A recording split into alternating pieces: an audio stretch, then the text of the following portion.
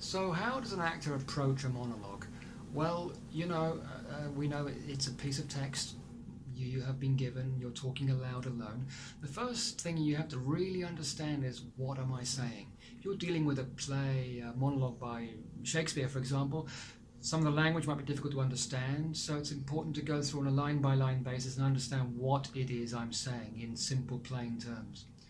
Having understood that, it's also important to understand who am I talking to. It may not be immediately apparent who the character is talking to.